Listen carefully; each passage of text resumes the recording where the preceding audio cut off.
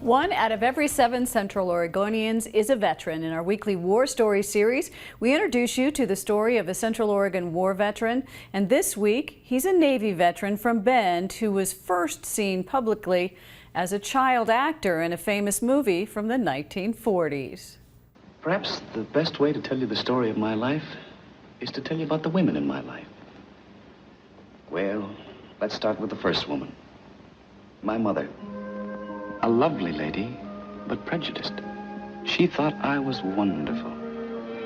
My diapers needed changing, and already women were fighting for me. I was born in 1942 in Los Angeles, California, June 11th. My mother was an artist at Disney Studios. My father was a pilot in the freshly commissioned in the Army Air Corps. I pretty much was raised by a grandmother, and we moved from pillar to post. It was an all-boys school, and so I looked with some envy on people who went to high school with girls. Those were the days of the draft, and I wasn't really worried about being drafted because it was something that appealed to me, but I always wanted to go to sea. I knew that I wanted to drive ships. I was the executive officer on a Fram destroyer, a Gearing-class destroyer that had been modernized, and I was the XO on a unit in the River Patrol Force in Mekong Delta. That was my in-country time for Vietnam. An XO is an interesting job, but it's also, if you're doing your job, you're kind of the duty bad person aboard. Everything funnels from the captain and the policies to the departments through the XO and the reverse. You can do your job and be popular, but most of the time you're dealing with the situations that are not really popular with the troops. I didn't really want to be an XO again. I'd already done twice as the duty bad guy, but as a surface warfare officer, you didn't turn down anything that was haze gray and had numbers on the bow.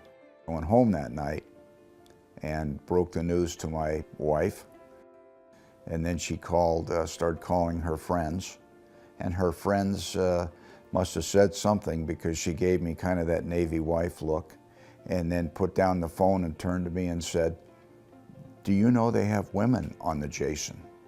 And that was my first clue that I was going to a different type of billet than I had ever experienced. And the first ship to deploy was the USS Jason, AR-8, which was a repair ship built during World War II. It had about 1,000 people in the crew. It turned out to be not the most fun billet. That would have been when I had command of my own ship, but it was the most interesting and the most informative and the most instructional job that I ever had in the Navy, and I found that it was really, really a marvelous experience to help write the book. And now I look at all of these films and movies and news clips of ships going and coming, and I see women on all the ships and realize that I had a very basic grassroots part in that program, and I'm very proud of that. It was an extremely, and is an extremely successful program.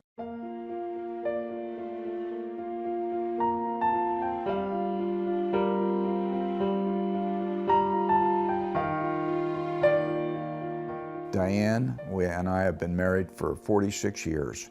We met in my first tour coming back from Vietnam, coming back from that year in country. And she walked into my life, and we've been together ever since. You cannot be successful if you do not have the love and support of a strong, capable spouse. And I do have that. I've been blessed.